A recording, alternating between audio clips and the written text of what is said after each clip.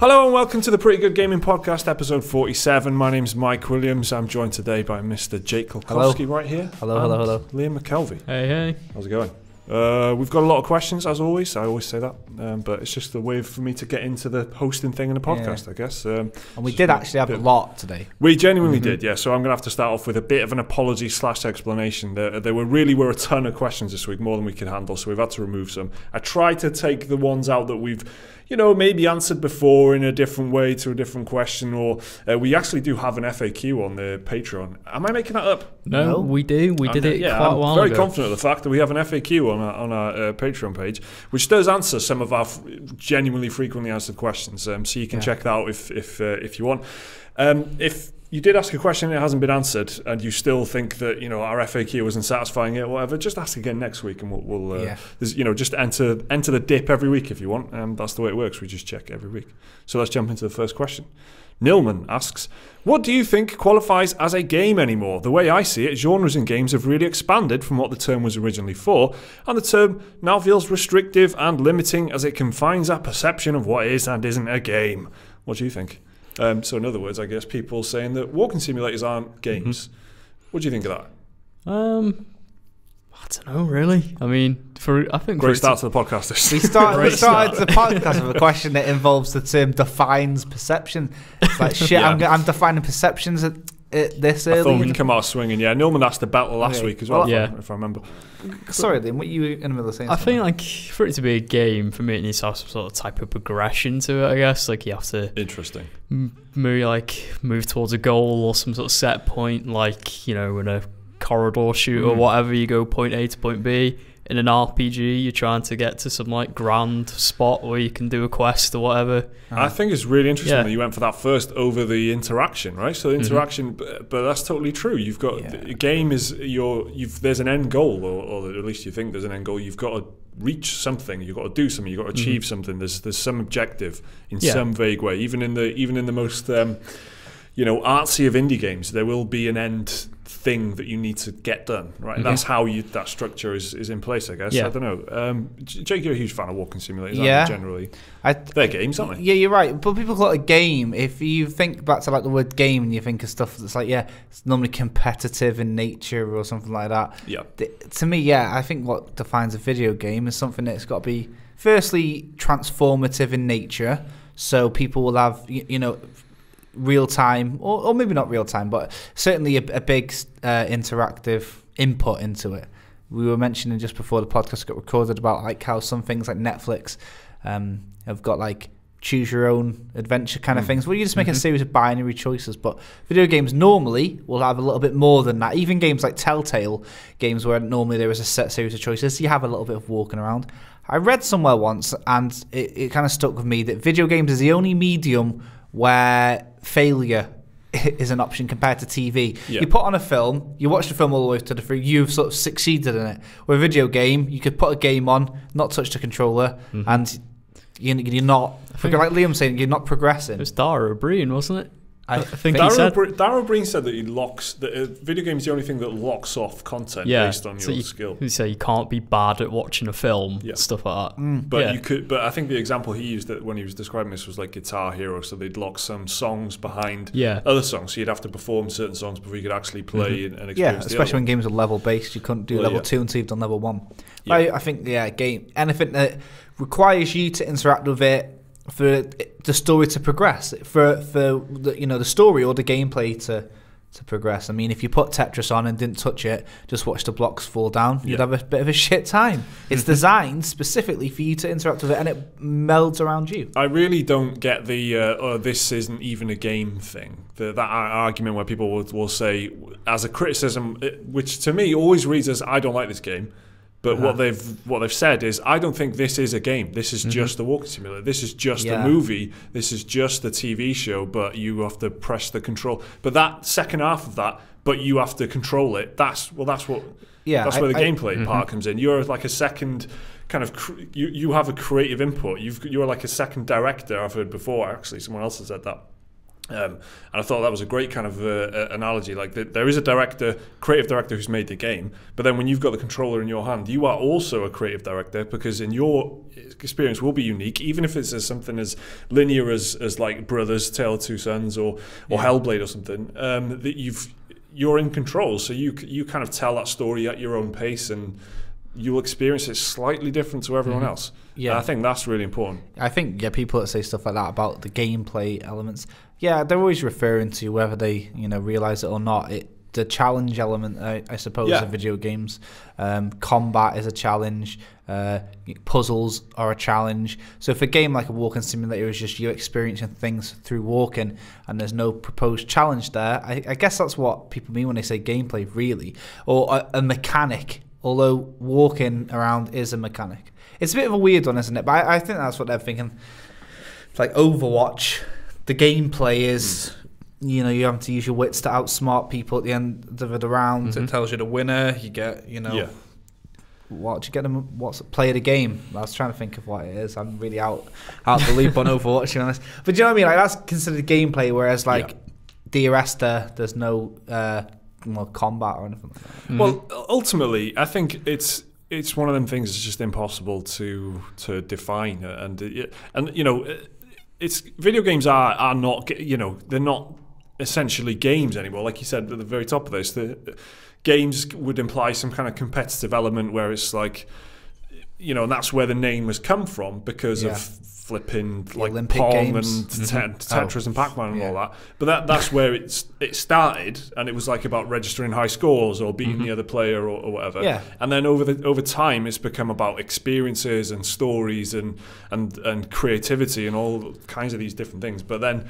like, how wanky would the industry be if it was called the video experiences industry? It's like, it's not. They're just video games is the thing that's settled as the descriptive thing. And because a lot of games still do have that core challenge and that fundamental gameplay loop. Call of Duty you can't there's no point like trying to siphon off everything into a separate entity itself. Walking sim will always just be like the non-challenging form of the video game sector, and everyone who's in there knows what it is. Really, it's just one of these like philosophical questions where it'd probably be just dead overcomplicated to change it. Good question, but it's a great question. It's not really a problem, if you know what I mean. I think ultimately though, it just, if you can't throw around phrases like it's not even a game based on the fact you don't like it, because it is whatever the creator wants it to be, basically. And if that creator says this is a game, then it's a game. I mean, it's as simple as that, really. So that's a great question, Neilman. Thank you very much. Let's move on to Dylan Ozamelek, who says, "Hey, just sub to your Patreon. Love everything you guys do. I'm currently studying robotics at university." This is an awesome question, by the way. And was curious if you guys had any opinions or thoughts on the current rise in automation replacing manual workers and the ethics around this topic. And one more bonus question: Cornish pasty or sausage roll? So let's get that out of the way. Sausage roll. It's definitely Cornish pasty. I'm a sausage roll. So onto the robotics. I am a sausage roll. I just said that. All right. Sorry. That's my new text message alert. That. Onto the robotics. So I guess, is this even really video games? No, but they might replace people. Procedural generation in games. We do talk about the games industry. So I guess, is it a thing for the industry to be cautious of? Video games is a very creatively driven industry. So until AI can be creative, I guess a lot of them have got nothing to be worried about. I suppose AI could be used for a lot of like No Man's Sky with procedural generation or award-winning. It might be able to eventually fix bugs in software code and stuff like that. I guess so. It might replace the more technical side, but like you say, in the creative, like made from scratch, hand-drawn sort of stuff, that'll probably be around for a while. I think we actually reported on this story last year about like a bit of code that was basically AI that could build its own game by just watching another game, a video of another game. It could just scan through a level of Super Mario Brothers or whatever, and then it would just be able to make that. So like you can see that kind of thing coming in handy, and probably will cut down in the workforce on some games, especially huge projects like the big AAA. EA were talking about this, weren't they, at one point? Remember, everyone having their own individually tailored experience from AI that would learn whilst you were playing it, and that's something Andrew Wilson said. So it's which sounds like the Matrix, right? They're just giving you your own reality to keep you entertained. while you as long as you become a pay battery. them. Whilst you pay them more. But yeah, I guess procedurally generated stuff is very close. You know, randomization, the roguelike stuff.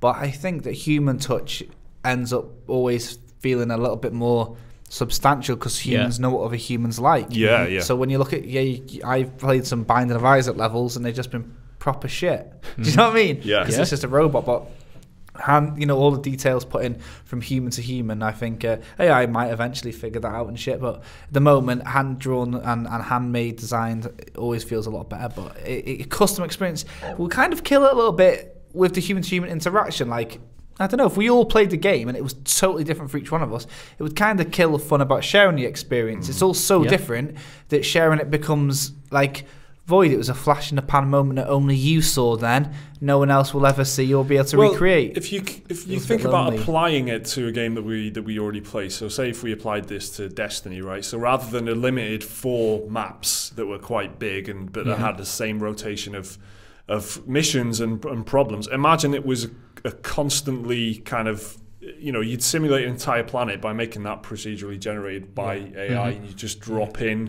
There's a new mission. Oh, there's a new thing over there. You're going to drop in this sector or whatever. So we'd all just fly in. The map is randomly generated. Randomly, enemies are randomly allocated. There's a random bit of story. It's that kind of thing that it can be applied to. I think where it's like you've already got a core of this game that's kind of like something that exists already, like Destiny, and then you just apply something that like that AI driven game design that automatically comes up with games, but not in a just random procedurally generated way, in a way that if it's AI should be able to decide, is this good or not, or have players enjoyed this in the past? No, they haven't. Let's not do that again. Let's try something else. You know what I mean? So there's some kind of design input there as well. I think it's quite a scary thought, but it's also cool. And also, have you seen the first episode of season 4 of Black Mirror?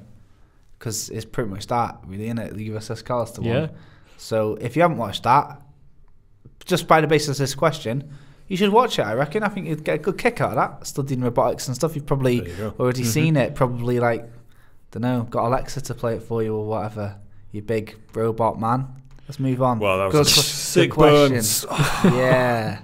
Got you so hard there, Jake. Well, good effort. I told you, then I said I'm going to come in, and if there's any questions about robots, I'm going to really go hard on these. I don't want any questions about robots. I don't want any questions about what does it mean. I remember you saying that, and I remember being physically intimidated at the time. I was kind of like, I know, this guy's, God, he's so terrifying. Yeah. But let's record the lyrical podcast blow anyway. To the jaw. Yeah, right. Jesus. Let's just quickly move on to the next question. Right, thanks, Amadeus says, what are your thoughts on the World Health Organization officially recognizing gaming addiction as a disorder?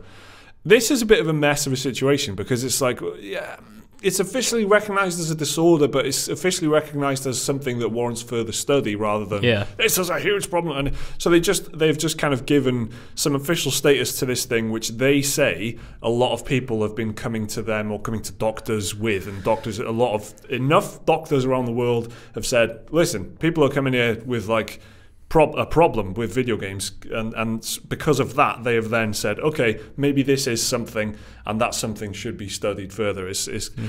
I'm personally not that bothered about it at all. I think almost everything that you can do in life can be done badly and too much and to the levels of addiction.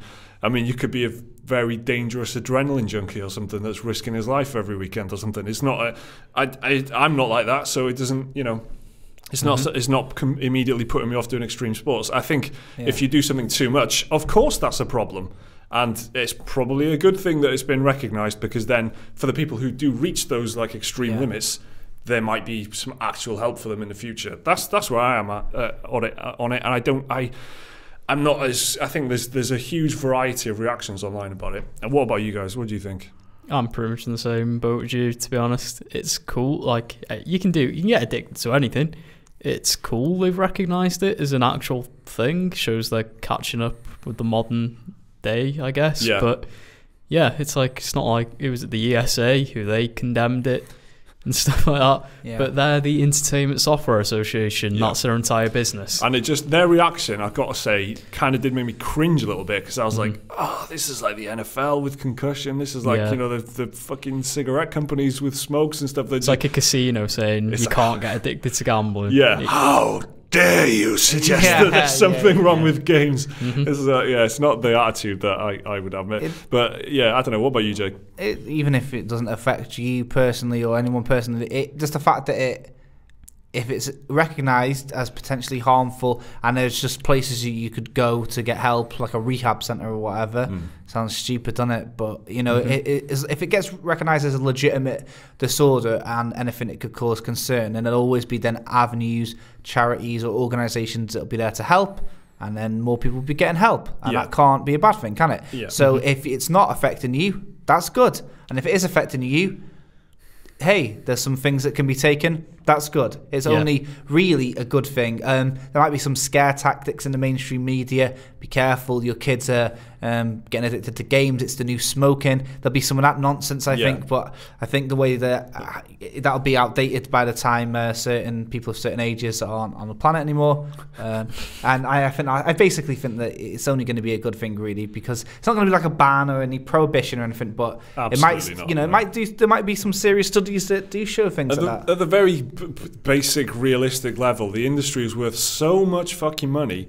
That industry is not going to let people take that money away from it very easily. So even if this, which it absolutely will not, but even if this led to like a worst case scenario, like we should ban all games for children and all that kind of, the worst thing you can imagine, there's no chance in hell that the ESA and whatever would take that line down. It's completely unrealistic to be afraid of that kind of stuff. I think this is completely normal. Probably it's arrived later than I probably would have thought. Like, how come this hasn't already happened? It's already a huge huge problem in China and Japan and Korea and places like that where there are real issues, social issues, and it's not just gaming; it's internet disorder and things like that. Where it's just addiction to general, the connectivity of the internet and how great it is to get updated constantly with literally anything you want. Yeah, so, exactly. I don't know. It's an interesting discussion at the moment, and that's as far as it goes, I think, because this recognition is not a huge deal in my eyes. I've got to be honest. So let's move on to Cropper, who asks, with Total War 3 Kingdoms being released in autumn 2018, do you think they are oversaturating their player base? And Cropper says he's also struggling to go back to normal horses, basically, after all the fun with all the flying horses in Total War Warhammer, which is a very reasonable grumble to have. Oversaturating, yeah. Well, we actually did a video on this over the weekend, didn't we? It went out on Saturday. It would have been, yeah. I don't quite think it's an oversaturation yet, but there are a lot of Total War games. There are getting more and more, isn't there? There are getting more and more, isn't there? It's such bad English. Basically, though, Gaz doesn't play Total War Warhammer or Warhammer 2 because he's lying in wait for a new historical title. There's a lot of dormant fans, so to speak. They don't want to fly in golden horses, do they? Exactly. They just want normal horses. So even though, like, let's say, how draw a Venn diagram, there's going to be that sweet spot in the middle. But I do think there is, because a lot of people love Total War like the history of it, even though it's romanticized and exaggerated, I suppose, bits of history sometimes. There are still a lot of history buffs that are into that. So the idea of there being like mythological lore is completely preposterous to them. So I reckon they're doing a good thing by just making another Total War game. Although the Thrones of Britannia situation, I don't know where that fits in, because then that is another historically accurate, no flying horses Total War game that is also coming out this year. So I mean, you can't say that there's a lack of Total War games. Yeah. But I don't know. At the moment, I'm getting into the series and I'm looking forward to it, to be honest. But I can't speak for people that have been playing it for 20 odd years or whatever. Do you know? I think I am incredibly sensitive to oversaturation, and I am so far not concerned with this, and that tells me that so far it's all right, I think, because of the variety in the settings and the fact that one is historical, one is fantasy. I'm all right with that, because it hasn't really crossed my mind. It's taken people like you and your comments to kind of make me go, yeah, is this too much, or at least question it, I've got a prediction about this. I've been thinking about it over the weekend since we recorded that video. I really think that they will lean into the legendary stuff with Three Kingdoms, because they made a big deal about going back to a historical setting with Thrones of Britannia. I know they can't say that again for Three Kingdoms because they're already going back because they've got Thrones of Britannia. Yeah. But I really do think the way that they pitched it, the trailer, and the way that the statement to accompany the trailer is like, talking about the Romance of the Three Kingdoms period, which is kind of a myth book, about that period. I think they're not gonna go wild like in Total War Warhammer, but I do think that they will have a lot of fun with it. I think there will be like fantastical elements to it, and it won't be as kind of really hardcore historically accurate as something like Crusader Kings or something, right? Or it's something where it's about the actual how the systems were at the time and the political systems and stuff, and it will be as much about like how awesome those mythological battles sounded. If you know what I mean. Yeah, I can see. I think that's what's going to be the case with Three Kingdoms. But no, I don't think it seems very plausible. Yeah, I think it makes sense if they've already got that historical one coming out. They can point to that. They can go, well, you've had one historical Total War game back in March. You want another one? Yeah, that's very true. So that's what I think. And I don't think it's oversaturated. But I am, like I said, pretty sensitive to that. And with Assassin's Creed and Call of Duty and stuff, as soon as I was even slightly suspicious that there was too many, I was out of there and I lost interest really quickly. I haven't done that with Total War. Hard to gain it back as well when that happens, I think. Yeah, it is. It really is. But good question there, Cropper. So there's another Total War question here from a Scottish bloke. That is the username. With a new Total War dropping this year, if you could choose a Total War game setting in any setting in the real world or fantasy, what would you choose? Liam, I'm going to ask you this because you're not a Total War man. So I'm going to not really. No. What would it take? Any bit of lore? Yeah, that's interesting. Hyrule, innit? That would be pretty cool. But I'm going to say Total War Cold War. Okay. Because then you could have like a whole Crusader King style political system to it. You could have like tensions and like the doomsday clock going around maybe, I don't know. No armies, just nukes. Yeah, why not? I mean, sounds kind of, I think that's already a game. It's called like DEFCON or something. Yeah, you could do like, I don't know, stage. Well, you could do like Bay of Pigs, Vietnam War, conflicts like that. But yeah, just more modern, I think it'd be interesting to do a Cold War. Like you could strategically move your units around the world, and then like if you put your missiles in the wrong place or something, it's just like then like, oh, Russia's not happy and stuff like that. Yeah, more subterfuge than an old game. I mean, it'd be bloody interesting. I'll tell you that. They'd have to completely redo the game engine and stuff. It'd be probably the biggest leap. I'm not going to say to medieval war, to Total War Warhammer, but probably to like Empire or something like that, where they had like the melee was totally different because you had lines of infantry shooting at each other, which was the gameplay is completely different. Yeah. Whereas Warhammer, it still is Total War really, except you've got the added thing of magic and bombardments and heroes and stuff. Whereas the Empire and Napoleon games are totally different. They just play very differently. Yeah. I don't know what setting I'd like. Lord of the Rings, isn't it? The Lord of the Rings or Game of Thrones is like, I don't know. Game of Thrones can fuck off. No, it can't. Yes, it can. Yes, why can it? Because Lord of the Rings has been waiting since 1999 or whatever. Yeah, it can be the front of the queue then. But Game of Thrones, what's the stop that being second or third in the queue? If it was, I'd buy it day one if it was Game of Thrones. Of course I would. But Lord of the Rings, I've been waiting for Lord of the Rings for so long. I've mentioned it on this podcast so many times in other kind of questions that are like, what kind of game would you see? What mashup of genres? Yeah. I always go Lord of the Rings Total War. It's just there's such an obvious thing. Yeah. I can't believe it. I'll throw Star Wars in there as well. Why not? Total War style. Just having massive space battle. I mean, that was already droids and clones just walking up to each other, blasting each other. I mean, they already kind of did it with Empire at War, but it's a bit different. So you've had that with Lord of the Rings. You've had Battle for Middle-earth, which is I love Battle for Middle-earth. You've had Battle for Middle-earth and Battle for Middle-earth 2, and there was another Lord of the Rings strategy game actually, but I can't remember what it was called. But they've had that, and that's more like a Command and Conquer build your base, get your army out. Yeah, whereas rest in Total peace, War is its own. Rest in peace, Battle for Middle Earth too. Yeah, definitely. You can't even get it anymore. Like legitimately, it's completely abandoned. So it's a genuine rest in peace moment. What a great but game. Lord of the Rings Total War is so lore heavy, and you could be all different. So many factions. Exactly. That's why Game of Thrones would work. The fact that it's like light fantasy as well. You'd probably have the fucking White Walkers and like the Night King. You could play as, for example. But you could also be like the Dornish. Do you know what I mean? It's all different. But Lord of the Rings, you could do exactly the same thing. You could be the Easterlings and all that. Lord of the Rings is so subtle, like with its magic and things like that it'd be such an excellent fit. And it's like the Haradrim or whatever. They had the giant Mumakil elephants. There's already been elephants in about 5 Total War games. Make bigger ones and put them in. You've got trolls, I guess, which you've already had in Warhammer. And it just makes you've got those dragon things like the Nazgul ride on, fell beasts they're called. They're similar to. When they announced Warhammer, I was so convinced that this was like a prep thing for Lord of the Rings to take to the Tolkien estate and go, look how good of a job we did with the Warhammer universe. We can do that for... It still could be. That's what I think, yeah. Don't give up hope. This is what I still think, but it's just that would honestly be the absolute game to end all games, wouldn't it? I was so convinced of that, but my reaction to Total War Warhammer as an announcement wasn't, oh, cool, Total War Warhammer. It was this means soon. Total War Lord of the Rings. It was just another step closer. Jesus, man. Honestly, that would be fucking easy. And I bet there's loads of sick mods out there already, but get that officially licensed shit. Get it all sorted. Get a bit of fucking Kate Blanche. You know, you get that man, the guy who's like, you're so wise and powerful, my lord. And he's got like that. Grima Wormtongue.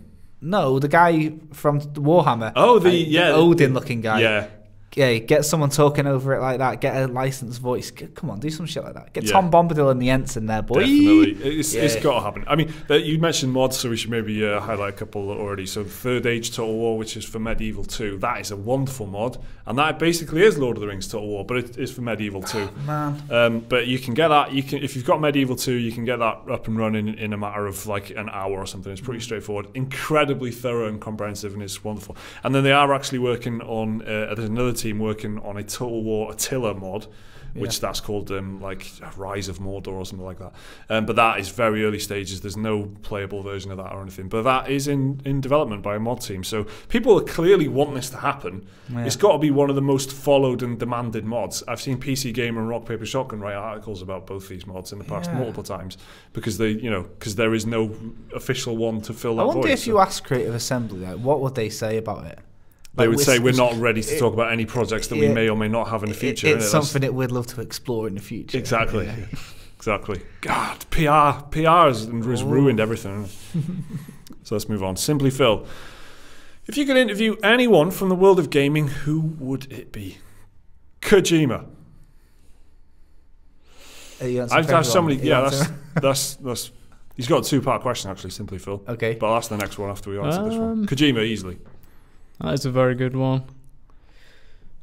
I would interview David Wise, the composer, who did fucking every soundtrack that rocked my world. Oh, terrific answer. He's Yoko Taro, isn't it?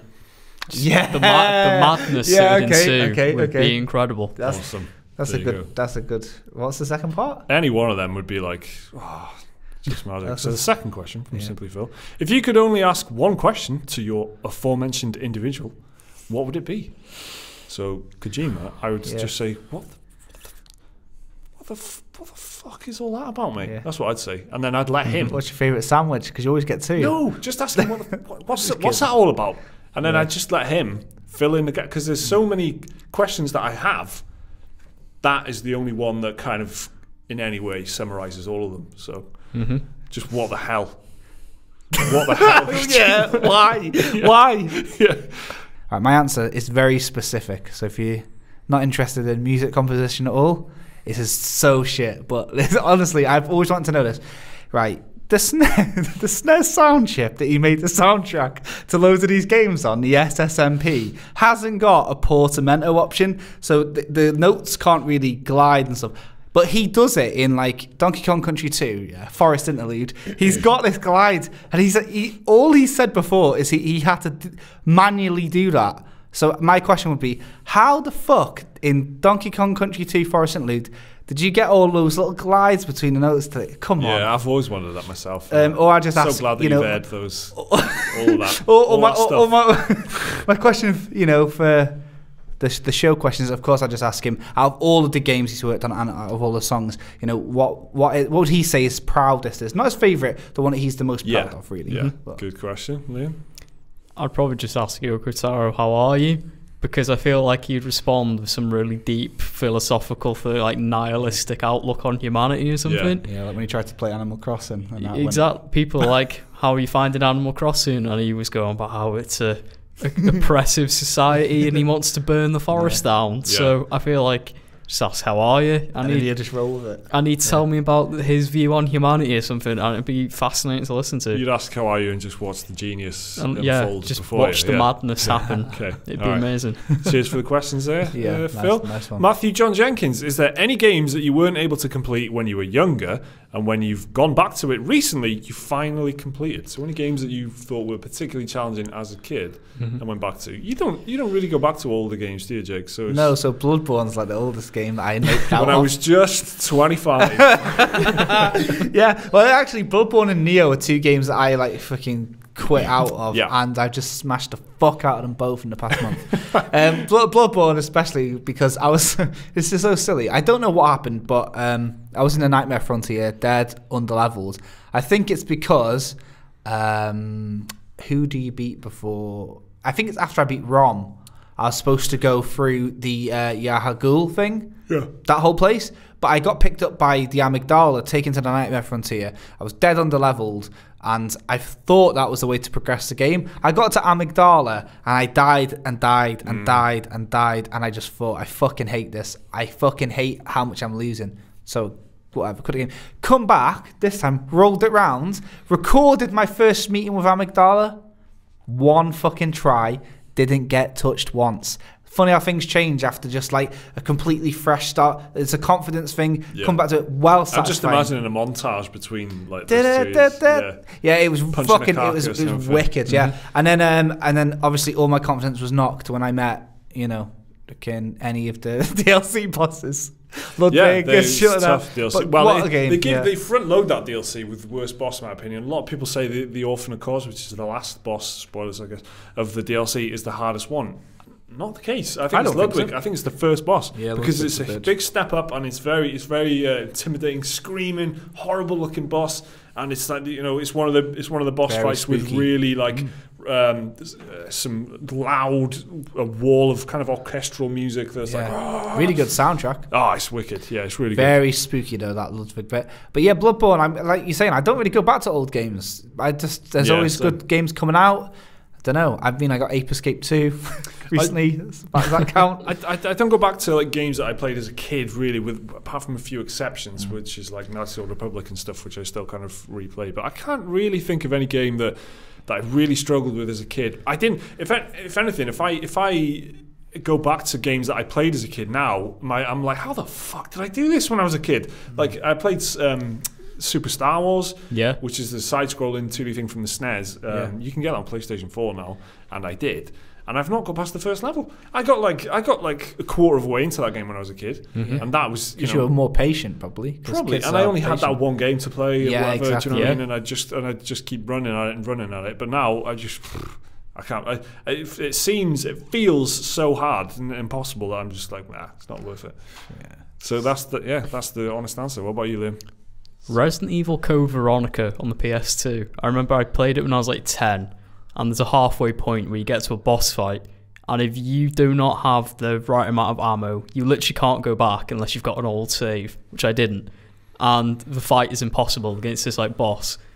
So I just left it there, went back to it when the HD version came out on PS3 when I was like 17, 18, finally beat it. And it was just amazing. It was satisfying. I finally got to see the second half of that game, which is good. I was going to say. I thought it was going to be a tragic twist. That's what I thought he was going to say. And I beat him, and then I got to the next boss, and I didn't have enough ammo on that one. Yeah. I was like, But it's a happy ending. I actually got to finish that game. Is it good? It's alright. It's not the best. It's alright. It's very much viable to answer this question. So nice one to you. There you go. So good question there, Matthew John Jenkins. Yeah. Jack Hill, new sub here. I've normally always been into FPS and third-person shooters, but a friend recently got me into Stellaris, and I'm really enjoying it, even though I'm pretty shit. Have you any new types of game that you never thought you would like, but ended up really enjoying? So he's not really a strategy fan. He got into Stellaris, which is quite I don't want to say hardcore, but it's quite you're quite a refined strategy gamer if you enjoy Stellaris, I think, because of the kind of it's like a big spreadsheet of a game, and it's like a Crusader Kings or something. Say a Paradox game, so you've got a lot of management to do, a lot of learning to do if you're not an RTS fan. Absolutely, and not a huge amount of payoff in terms of spectacle and battle. It looks beautiful and it sounds beautiful, but it's not. You don't get this huge clashing. Well, you don't really anyway. You get these massive battles. There are space battles in it, but he's really enjoying that, and he's not so much a strategy fan. Any out of genre games that you've discovered? I've got a couple. If you want some thinking time there, guys. I've got a couple of EA Sports games I enjoyed. I enjoyed the boxing game. Yeah. You know what's coming, don't you? I know. Let's get to that in a minute. There's on the 360. There was one because I really like how the EA Sports had that era where you had to use the right and left analog sticks to move about and stuff. So EA Skate, for example, right? The greatest sports game ever made. That's that you use the right thumbstick to do your tricks and stuff. But on this boxing game, can't even remember what it was called, but I've completed it like twice. EA boxing game. What was it called? Fight Night. Fight Night. I don't know. Come on, it was EA Fight Night, I think, and you had to use the right thumbstick to lever people, and you could customize your boxer. It was really, honestly, I'm not really into any of that, but EA Fight Night, I'm pretty sure that's the name. I remember it being one of the first ones being a particularly good looking game on a 360 when the 360 first came out, and it was one of the few games that people seemed to have because it looked so good, and they're like, you got a little sweat coming off the boxes and stuff, this is it, and it looked it's got to be EA Fight Night. I'm 90% sure. Okay, so EA Fight Night, that's an interesting one. It's I thought I'd give you out of the box answer. Actually, Liam, probably. I remember playing, what was it? It was a walking simulator. I can't remember which one. Was it? They're all the same. Was it Jazz? I think it might have been Jazz Punk. It might have been Jazz Punk. I bought that game dead cheap, and I really wasn't expecting to enjoy it, and I actually did. It was quite humorous. It was well put together. Yes. I think it was Jazz Punk. You told me before that you enjoyed that game. Yeah. So. But I don't usually enjoy that genre, but that time I did. So there you go. Jazz Punk. It's not really a walking simulator that gets a huge amount of conversation, I guess. I mean, I see it on Steam and stuff on sale every now and then, whatever.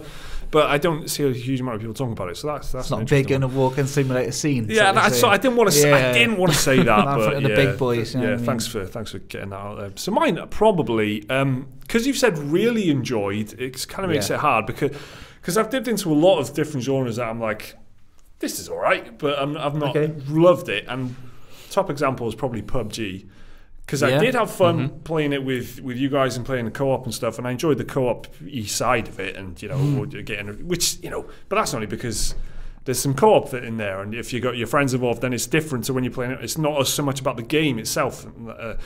Then, but I did enjoy it, and I did. It's a very interesting set of rules and stuff to make for a multiplayer game, and obviously it's just a phenomenon, isn't it? So I've played, I played about 25, 26 hours, and that's it. I'm out now. I'm not going back to it. But I kind of enjoyed it, and it's absolutely not my thing at all. Like early access game, free for all combat, it's just complete chaos. Yeah, it's like just the look of it and stuff, and it's just not what I like in games at all, but I still kind of enjoyed it. Transistor is one that I fucking loved, and that's completely not what I'd go for normally. And also, I'm gonna give a shout to Tales from the Borderlands. Yeah. Because apart from Until Dawn, which I absolutely adored, I really don't like the Telltale setup or like that kind of choose your own adventure that isn't really choosing anything, especially in Telltale's case where the choices don't feel like they make a huge amount of difference. But I did kind of enjoy Tales from the Borderlands enough to carry me through. A good little... But except Transistor, I can't say that. 3-part answer. It was nice, but Transistor is magic. But you enjoyed that, didn't you? And the soundtrack you liked. It's fucking art, mate. It's art. I know, you told me a lot Top 10 game of all time. Blizzard Smith says, long-time viewer, new Patreon, and love the channel. Watching and through old podcasts, Mike mentioned the way of unlocking an ending in Bloodborne, needing a guide due to the hoops you had to jump through to do it. Oh, yeah. Do devs who put these in and leak solutions do it to flog game guides or expect savants to work this stuff out and put it on the internet? So I've cut some of the question out there because it's a bit long, but it's the gist is, how does that work? Do you know what? If I could ask a games developer a question, it'd probably be this one, you know. Some of them, like, I reckon they must have been in, like, cahoots with fucking guides back in the day. I remember looking at loads of Final Fantasy 9 stuff, and some of it was like, speak to this person, and you have to go back to this one particular town, speak to this one NPC, then go to some... And I'm like, well, how the hell does anyone ever find stuff like that out? I think it's a much more messy and kind of organic situation than you might think. I think it's like they'll put it in the guides. They'll put everything in the guides. Some people will buy that and put it on the wikis online. They'll have early access. They'll have people who've been playtesting the game. Yeah. They'll have early adopters. these days YouTubers and Twitch streamers and they get to play the game early. Yeah. And they build up this. There's just this knowledge base that builds up slowly, and then like things like the IGN wiki and whatever, which is obviously huge. So people contribute to that. And I think it's quite a natural process of like. They don't officially share anything except for the guide. It's weird, isn't it? But it's communal thing, isn't it? Yeah. Back before the internet, though, when the strategy guides was knocking about, you'd be like, what the fuck? Yeah. I remember playing press copy of Little Nightmares, and I got this achievement for making this weird soup, and it was this one carrot that you've got to drag all the way across the other side of the map, and the achievement popped that said 0.00% of players have got this trophy, and I was like, wait a minute. And then I was like, oh yeah, that's the only time I've ever felt like, how jammy am I figuring that out? But otherwise, I don't know how the fuck you figure out half the stuff. Souls games and Bloodborne games different, because if you've played a couple of them, you'll probably be at the stage where every single item you pick up, you're like reading it, you know, sometimes in a soft Australian accent, sometimes not. And you're a little farty video joke for you there. How the umbilical cord consumption is figured out, I don't know. It's dropped in there as clues, isn't it? It's like there's 3/3 of umbilical cords. If it's described as the third, there's 2 more, isn't there? Yeah. What do I do with it? And it says if you consume it, then it's said to grant great power or whatever. So you put these pieces together, and in a game like Bloodborne, it's you either work it out or you go to the internet to consult. Have you ever bought a guide, Liam? Are you a guide kind of guy? I'm not really like to type to buy a guide. If I'm stuck, I'll just Google it and hope someone else has found it. But it's quite amazing that they still get sold, isn't it? Really? Yeah, but I do remember one. I think I was playing Final Fantasy X-2, and you can get different endings in that game. Yeah, and to get the good ending, you have to do such a roundabout amount of different stuff at one specific point in the game. It's like you hear someone whistling, you have to press like X triangle circle, and they'll whistle again. And you have to do another buttons, and then it'll whistle a third time, and a little cutscene will happen, and then nothing happens for another 20 hours. And then you get the good ending. I mean, it's like, how do people know that without a guide? Because I had to look it up. Yeah, it's that kind of stuff that is in Bloodborne and Dark Souls big style, isn't it? There's like a rune if you want to get. I think there's a trophy for getting all the runes or something. But to get one of them, you basically have to find this giant. There's a certain set of things you got to do. You end up in a very dark void with a monster in there. There's a way to get that to happen, right? In gameplay, which you might do normally, like you can do that normally. But you have to stand in front of this monster and then do one of your gestures, which is the contact gesture, which Jake, for anyone listening, is remarkably demonstrating. Okay, keep talking and I'm going to do it in real time. Art. You know what's going to happen now, don't you? Keep telling the story. So while Jake's doing that. You do the contact sign in front of this monster, and then after a certain set period of time, I can't really describe what's just happened there. So if you're listening, I'm making a contact sign and I've just done it. Jake's finished the contact sign, I guess. I don't know how else to. You get a rune. You just get the rune. It's just like it's like congratulations, you got the rune now. But how would you know to do that unless there's someone has leaked out or someone has just spent hundreds and hundreds of hours in the game trying to do every little thing, and someone's found a clue that leads them to unusual. That. It's amazing, I think, is what I think guides do look great, though. You know, like they look great. And sometimes they come with nice concept art, and you get to learn about the enemies. They've got like profiles on them and stuff. So you know, you were saying like, why do people still buy them? I guess it's just collectors, really, isn't it? The last one I bought was Dragon Age Origins, and don't ask me why I did that. Oh, yeah? I guess I was just really excited about Dragon Age Origins, and I just got the guide, and it was absolutely fucking useless, and I sold it. So happy ending. Let's move on. Let's move on to Fact of the Week then. Fact of the Week jingle, please. So this week's Fact of the Week, here we go. Halo was the 2009 RTS spin-off to the Halo shooter series. Is the first game in the Halo franchise to receive a teen rating in the US. So 30-second throwdown this week is Jake was disappointed by the ending of Neo. That's the title that I've given it. Yeah. Jake, whenever you're ready, 30-second throwdown, commence. Right, Neo had the opportunity to be one of the best in the Soulsborne series, right? I'm not even angry about it, so I'm just a bit disappointed. The ending, though, is so, oh my God, drawn out. It's like a single-player PvP. It's just you're fighting against a bunch of people. Spoilers, yeah, and by this point, we're past it. But they had some great inspired monsters at the beginning, and like how the Soul series bosses are like the best part of the whole gameplay thing. Nah, this is just like, kill this man, he's got a fire sword. Kill this man, he's got an electric sword. Kill us. Nah. What a disappointing ending. It was like a 9 out of 10, and it dropped down to a 7 just because of the last 3 hours of gameplay. So sad. Very well done. Very neat. So sad. Ended on a bit of a Donald Trump tweet there. Sad. There you go. Let's not keep it. Let's not get political. I'm just going to repeat a joke that I made in the office.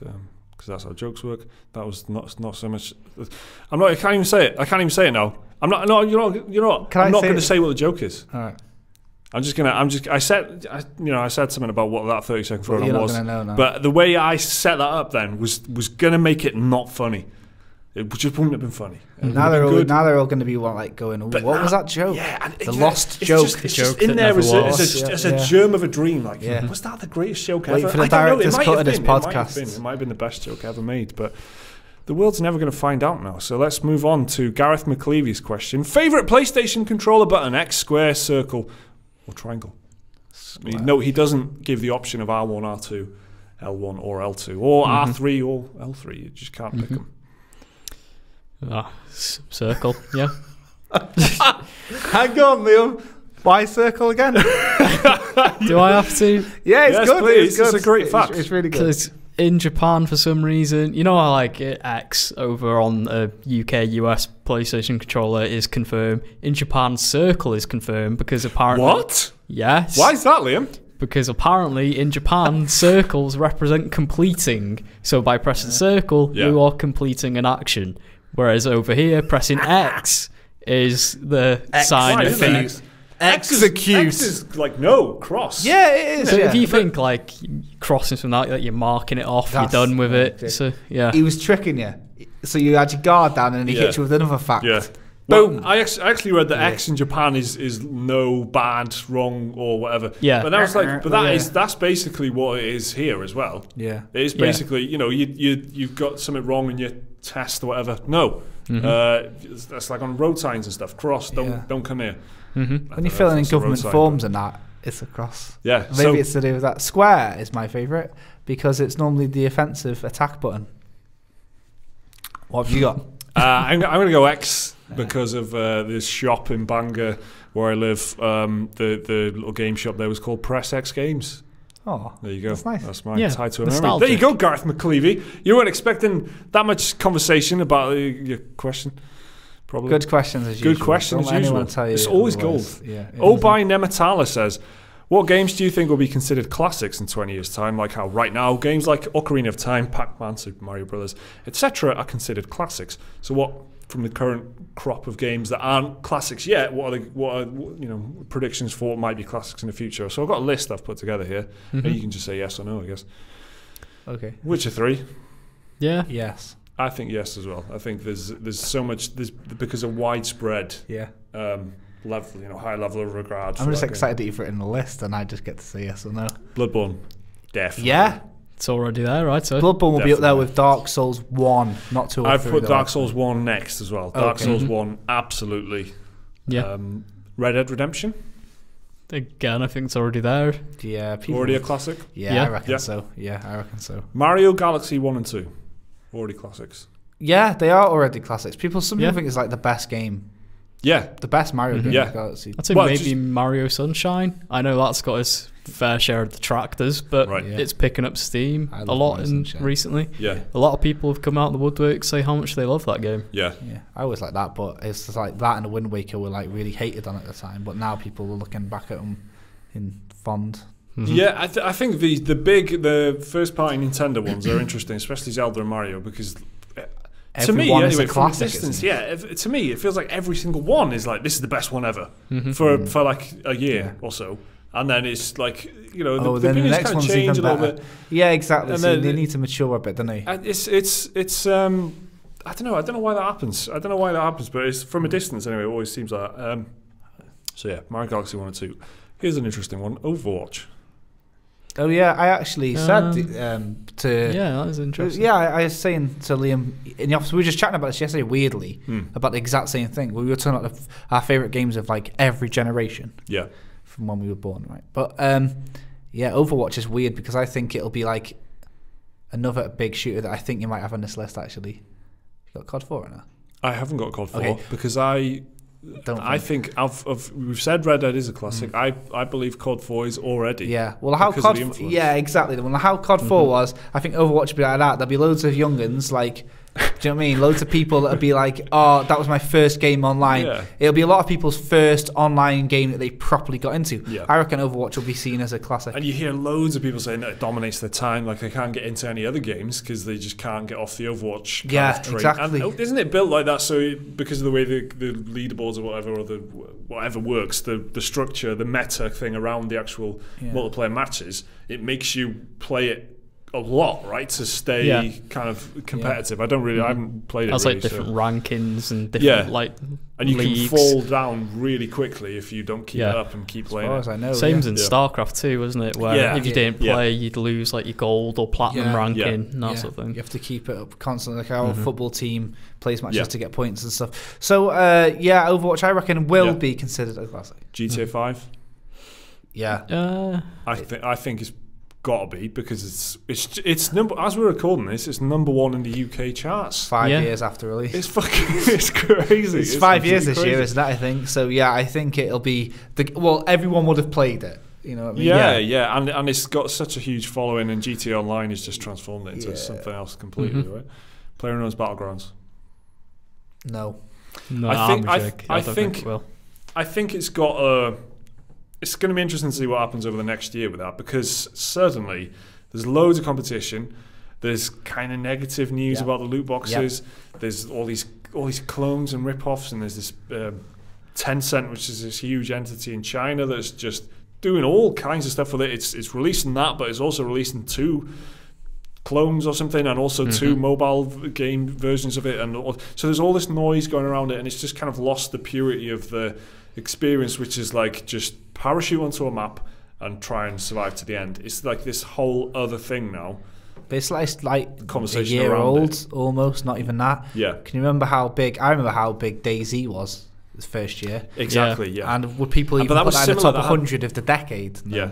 I don't think they would. So I don't know. I think PUBG will be a bit of a DayZ situation. But I could be way wrong. Although PUBG is kind of it's finished. It's out, isn't it? Yeah. It's launched, which is. DayZ is it in beta or is it just in beta? It was news that it was coming to beta.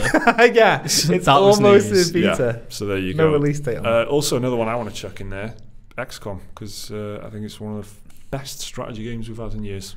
XCOM, the remake, either first one, Enemy Unknown. Take my word for it. Yeah, why not? It's absolutely wonderful. You, mate. I'll say yeah. Classic. Any other games that are out now that you think might be classics in the future? I reckon Divinity Original Sin 1 or 2. People look back like Baldur's Gate. I say this all the time, and I mean that. I genuinely do mean that. And I'm not just saying that out of my love for it. I think people will get it in a couple of years' time. They'll be like, they'll get it for a $5, and I'll be like, I think that falls under XCOM as well. Like XCOM falls under that same bracket as Divinity, where they're like not really mainstream, widespread classics, but they're like genre classics, and they'll be like coming back on whatever the 2020s version of Kickstarter is, and stuff like that, where they'll be like, oh, we're going to make another XCOM. Finally the makers of Divinity Original Sin 2 2030s or whatever. Yeah, it's Last of Us. I'd say it's already there. Yeah. It's. I think there's a lot of games that are absolute belters, and that we're getting to the stage, especially in indie, because they're designed to be 2D and designed, or in some cases 2D. Or they're designed around these limitations, like being isometric or whatever, that they will be timeless because they're not reliant on how they're not pushing the hardware now. So they won't need to push the hardware in the future. And they'll just look great in the future. One wild card choice I've got then. Go on. Doom. I reckon people will look back at Doom, 2016 one, in like 20 years' time and go, that was fucking stomping. It was a marvellous game. So I reckon that should be good shout. Yeah, good input. So there you go. If you've got any suggestions in the comments as well, let us know, because I think there's so many games that could be. Can that be my awkwardly posed weekly question? Yeah, even though it was my question, sure. McQuaddles or McQuaddis, I always get that wrong. McQuaddles, isn't it? All right. Asks, I was wondering if you guys ever had a game that you wanted to like, but you just couldn't for whatever reason, even if most of the game was good. So it's just one thing that you couldn't get over from a game and end up didn't liking it. Well, I guess it might be Bloodborne for you if you hadn't gone back, because of the amygdala experience. Yeah, but I could have said that. I didn't like it. The game. The thing about the game was it was just I wasn't good enough to beat it. That's not a fair one. Well, no, you're dead. You thought that was the way to progress, but it's Bloodborne is a lot more open. Yeah, and you think really you can just leave it and go back and do something else, and then come back to it. But it's not obvious. It's not made obvious to it. To you, at all as a player. Yeah, I suppose that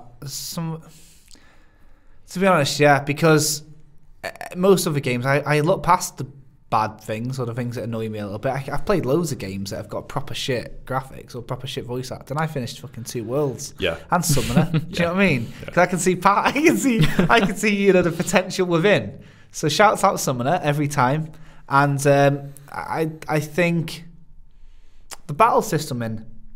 Sorry, got a bit of hair in my mouth. The battle system the battle system in The Last Remnant actually did put me off though. Yeah, JRPG that weird morale system. Yeah, you had to manage big armies. Yeah, I didn't like that, and I was enjoying the game, but eventually I just thought, it's just because of this. I'm not going back. So for me, The Last Remnant is one of them. Or Dragon Age Inquisition's weird, awkward. Yeah. You're the only person playing this MMO. Something you said that it's the perfect way to describe it, like an MMO, but you're the only player online. That was so awkward, and I was kind of invested in it, but I just couldn't get past that. So it was Inquisition, wasn't it? Yeah, it was. Yeah, absolutely. That's the one. That put me off, and that was a waste of my time, really. What about you, Liam? It'd probably be Oblivion for me. Yes. I tried playing it. I even put 10 hours into it. And it 10? Was 10 hours. 0. And it was so clunky. The graphics look like shit. And that usually doesn't bother me in games, because Deadly Premonition is one of my favourite games of all time. So I don't mind a shit-looking game. Yeah. But everyone looked like they were moulded out of clay that was melting. Yeah, it's the famous potato people thing. Just the gameplay was boring. The story wasn't doing anything for me. I just dropped it and never looked back. All right. Yeah. Well, that's the McKelvey review for Oblivion there. And I know people love it, but it's just not for me. Well, Oblivion is an interesting one. I think Elder Scrolls fans, they always cite Morrowind as like the one. I tried the same with Morrowind. The exact same. You can apply my review from Oblivion to Morrowind. Just copy and paste it. Yeah, just change some words. Control-C, Control-C. Just like them in their games. Control-V.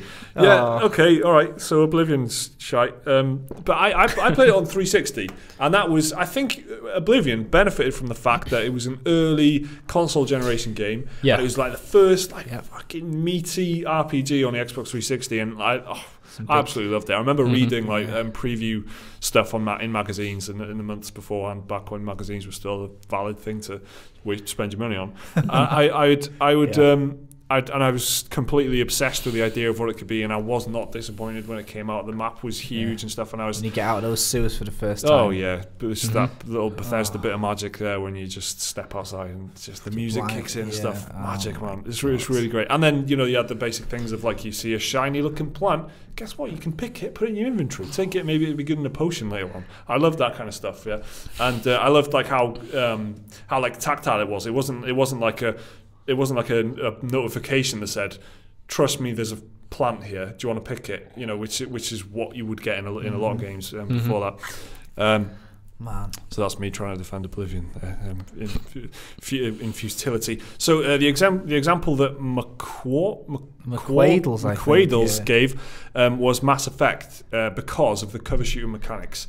I've got to say Andromeda, Mass Effect Andromeda, because I know there was all this fuss around that game when it came out, and I'm trying to replay it now, but the story is so god awful in it, and I don't mean like the writing or anything, but the delivery of the story, but the combination of the voice acting, the writing, the animation, and everything, even after they've the limited amount of patch work they've done on it, it's just so difficult. When a game like Mass Effect, where it's about the story and the immersion and the just putting you in this world, it's difficult to enjoy. And the combat's great in Mass Effect Andromeda. I really like it. Like just blasting around, you feel quite powerful, more empowered than you did as Commander Shepard, right?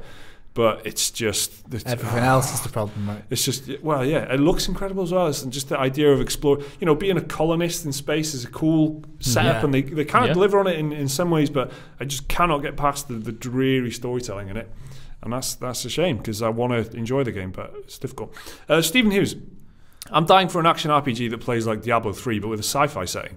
What are some game genres confined to certain themes that you would like to see make a switch, like from fantasy to sci-fi? So, I mean, it just would have been Total War, wouldn't it? It would have been fantasy Total War for me before that happened, I guess. But I think there's loads of games. I think the old one is like GTA, but in the olden times, GTA, but sci-fi. But I really do think GTA, like Cyberpunk 2077, for example. I want that to be like a GTA, The Witcher type thing, in the sense that yes, it's an open, sprawling cyberpunk city, but you can get into cars and go into shops, and it's got that GTA kind of level of detail and immersion, and that Witcher 3 level of world building and the cyberpunk equivalent of a fence and wall and dirt road that looks really convincing. I want that in that sci-fi cyberpunk setting. I think just that proper. I've got the game for you. What is it? Cyberpunk 2077. Oh, right, yeah. Hopefully though, right? Hopefully. I don't, this is the thing. They've said it's going to be big and open, and that's all we know about it. But I just hope that quality is there and that. Exactly. I think I would have to just pretty much take half of that answer, replace Cyberpunk with feudal Japan.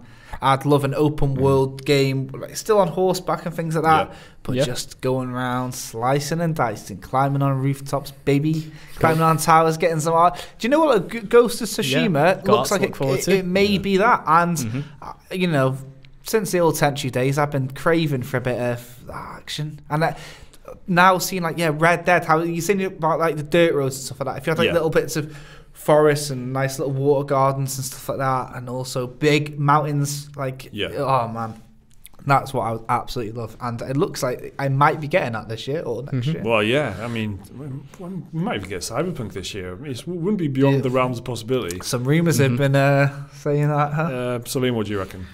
I want more Star Wars games like Rogue Squadron, where you just arcadey, you're in like an X-Wing or something, you just fire out, you do your objective, your mission. I don't want like a space sim like X-Wing or TIE Fighter. I want just an arcadey game like Rogue Squadron again. But I don't think that'll ever happen because flight games aren't that popular anymore, really. Wow. I mean, kind of true. So, The next question you're gonna really enjoy, which is from Chris Dave. Amazing job with the new format for the podcast lately, guys. Thank you very much, Chris. Do you guys know of any arcade flight combat sims coming out soon, Liam? Crimson Skies is fondly remembered as one of the best games for original Xbox, and for an updated proof of concept look no further than the Starfighter mode in Battlefront 2. But other than that, I know of no others. Why is no one making these games anymore? Just because they don't really sell that well anymore. Got Ace Combat 7. It really surprised me when you went, Ace Combat 7 for the first time. I was like, Pix V3, wasn't it? Remember? I love that series. It's just great. But it's not the only arcadey flight combat game. There is Blazing Angels, which is owned by Ubisoft, which is like World War II planes, but arcadey. Like there's the Rogue Squadron games, if you want Star Wars arcade flight sim type thing. There is, I think, some games called Strike Suit Zero, which are like that sort of style, but mech. You're in a giant mech suit. There's a lot of indie examples of it, but not so much AAA. On PC, there's quite a few as well, and they've made they've made the transfer over to like PlayStation Network and stuff Yeah. as well. Some of them, but There's just not that many AAA examples of like arcade combat anymore. So Drew 11360 Stir. I'm sure there's a way to say that I'm not really doing right. Hypothetical question: you're only allowed to keep and play one game from your gaming library. All the rest will be wiped to free up some space for the new year of game releases. Which one would you keep and why? One game. So one game, and then we get to play all the new games that are coming out, right? Yeah. All right. Is it just from this year or like of all time? In the libraries. Yeah. I guess if we're going to confine ourselves to games that are already installed, if they're in our libraries or something. Okay, well, I'll be honest then. Out of all the games that are installed... Yeah, I'm going to be honest. It's going to piss some people off. Out of all the games that I've got installed, Binding of Isaac. Oh, right, okay. Mine's totally different to yours. Yeah. Destiny 2, innit? I do. That'll just go on and on though. So it's good. I would honestly hang on to Destiny 2, or I don't know, Total War. I always have Total War installed. So it's tough one. I'd have to think about that for a while. So I don't know. What about you, Liam? Of all the games, all the games. Yeah. Pac-Man. Fuck it. Why not? You do like Pac-Man? I really do like What's that one Pac-Man. that you got on your phone? Like 256. Yeah, the Endless Maze. You're a Pac-Man fan. I can play Pac-Man for hours and hours. That is some selection of games. Pac-Man. Destiny 2, Binding of Isaac, and Pac-Man. Who'd have thought those are our fucking must-haves? We can't let go of them. Right. And finally, to close out the podcast, Kim Daniford says, I think I pasted that in wrong. Hey guys, I might be sort of OCD in terms of order, but I can't relax around my Steam account anymore. Checking steamdb.info, I find myself striving to play all games I ever bought. Do you feel the same unrest knowing there are games in your library that you bought but simply have not gotten around to playing or completely forgot about and picked up much later while browsing through your library? By the way, love the show, keep it up. Thanks very much. Close it out on a compliment there. I'm a little bit like that, especially on Steam, because you can see you've got like this running list of failures, like you've just ignored these games. Why, how could you do this? So I'm a bit like that. I completed Halo Wars over the weekend, and I've already completed it on the Xbox 360 years ago, but I just had rebought it on a PC. Yeah. It's a short game. I just smashed it in like 5 or 6 hours, and I'm done now. That's done. You can lay it to rest, and I can play some games I want to play. Exactly. In the game graveyard. Yeah, exactly. So I do that. What about you guys? I've got so many PS2 games. I literally have a shelf full of PS2 games. Yeah. I know I'll probably never play them all, but I'm trying. I'm really trying. Yeah, okay. I just can't let it go either. Noble cause. Liam still hasn't played Yakuza 0 from this year. Which is from last year. Yeah, I've owned it for a year, and I've only ever put it's the 1 year anniversary, isn't it? I feel anxious for him that he's not played it. Like, I'm itching. Like, come on, Liam, you play it. It's such a long. It's like a 40-hour game, and it's finding the time to get into it. Well, that's the thing. There's so many games these days. I mean, my current to-do list is some of them are replays and things like that. I want to replay The Witcher 3 and things, but it's, a lot of them are like huge 60-hour games. I've got Assassin's Creed Origins I need to play and stuff. I'm borrowing that, and I still haven't got around to playing it. I need to play these games, but they're so enormous that even starting on them, you kind of think, you know what? Just daunting, isn't it? You're totally right. There's only one game on my to-do list because I'm trying to be good before Monster Hunter comes out, and I know that'll just not different. It's Final Fantasy X. I was supposed to play it over Christmas, but I got Neo instead. And Final Fantasy X, I just turned it on, loaded it up, watched a fucking 95-minute animation or whatever at the beginning. It's not 95 minutes long, but I watched this animation, and then I just slogged through the city, and I was like, can't do it just yet. Turned it off, and that's one of the only games I've got that I've bought fully wanting to play. Yeah, and just haven't. But I guess I don't know. It'll eventually get played. But I'm not that bad for it, to be honest. I'm not that bad for regretting old games that going back to old games. I save a lot of time not doing that. I know you guys replay games a lot or whatever, but I don't really. But yeah, Final Fantasy X and 10-2, the remastered collection. That's my answer. I really don't like to leave games on there, just unfinished, especially if I got part way through and then didn't finish it. Hence why I've gone back to Andromeda, because it's like in my brain, I'm like, I should like this. I bought it for a reason. I was excited for it, but I didn't finish it or enjoy it. So what? But then I'm giving it another run at it, and that's like a 60-hour game as well. So that's a lot of my time playing a 7 out of 10 RPG from last year that everyone was shitting all over, purely because I feel like I should like it, and there's got to be something there that's good, right? And there are things there that are good, but it's a 60-hour game. A lot of games are huge these days. Commitments. Yeah. I did the same with Tales of Graces on PS3, which is a JRPG, and like 10 hours in, I was like, I fucking hate this game. 40 hours later, I finished it, because I couldn't let it go. I felt I didn't want it to defeat me. So I was like, I just powered through it. Just hear like Johnny Cash singing "I Hurt Myself Today." The whole just a montage of it might as well have been that. Playing this game like for 40 hours. 40 hours, whatever it was. The credits rolled, and I literally went, "Fuck this game," and I just never touched it again. But I had to finish it. I think it's quite a new phenomenon as well, especially thanks to Steam and that, where you've just got this catalogue, this index of games that multiple hundreds in many people's cases by now, and half of it a lot of people wouldn't have touched. So especially if their time is dominated playing something like Overwatch or PUBG, right? They just letting these games. You almost feel guilty when you're playing a game over and over again. You're like, I've got plenty of other games. I had one with Total War. Kept going, I've got Divinity to play, I've got this to play, I've got this. But why do I want to keep playing Total War? And I keep getting through the campaign and going, I want to start this again. I'm going to do this better. I can optimize. And then I'm just like, what the fuck am I doing playing the first 50 turns of Total War over and over again? It's got you then. It's absolutely got you in that case, isn't it? Well, that was a lovely set of questions, Owen. Thank you very much for asking. Really. Again, like I said at the beginning, if you did ask a question and it didn't get read out, don't worry, just ask again next week and we'll have another run if there's if we can fit them all into one podcast. And as always, if you haven't asked the question, just ask away and we'll see what we can do about it. Thank you very much for listening and watching. We'll see you next time.